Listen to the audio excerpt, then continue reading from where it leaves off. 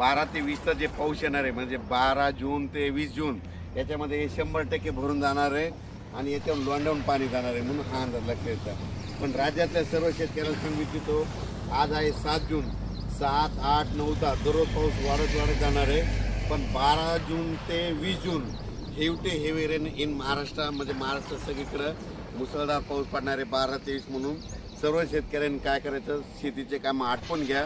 आज आणखीन 2-3 दिवस देखील आहे, पण आज देखील राज्यात भाग बदलत पाऊस पडणार आहे म्हणून हा अंदाज लक्षात येतात। त्याच्यानंतर 12 ते 20चा पाऊस पडणार आहे।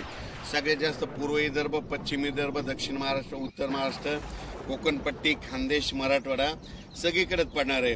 पण राज्यातल्या सर्व शेतकऱ्यांना सांगू इच्छितो की म्हणजे आज 7 जून पासूनच राज्यात मी म्हटलं होतं ना 6 जून पर्यंत तुम्ही कामं आटपा।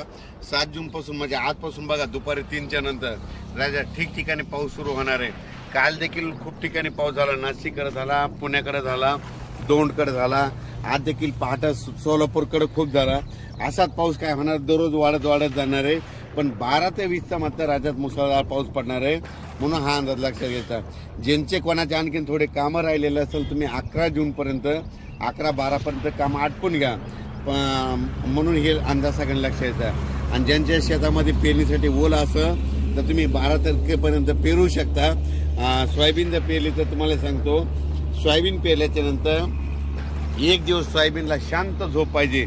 म्हणजे पेरल्याच्या नंतर त्या दिवशी शांत झोप म्हणजे कशी की त्या दिवशी पाऊस यायला नाही पाहिजे।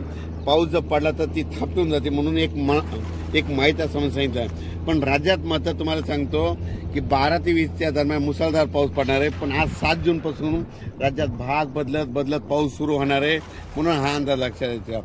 जिथे छोटे तलाव आहे सगळे भरून खडे देखील फुटणार आहे, सगळ्या विहिरीमधून वरून पाणी वाहणार आहे म्हणून हे बीड जिल्ह्यासाठी आनंदाची बातमी। कारण की ज्या वर्षी मान्सून पुरेपूर येतो ना त्या वर्षी सगळ्यात जास्त पाऊस बीड जिल्हा, नगर जिल्हा, धाराशिव, लातूर, त्याच्यानंतर सातारा, सांगली, सोलापूर, कोल्हापूर या भागात जास्त पाऊस पडतो।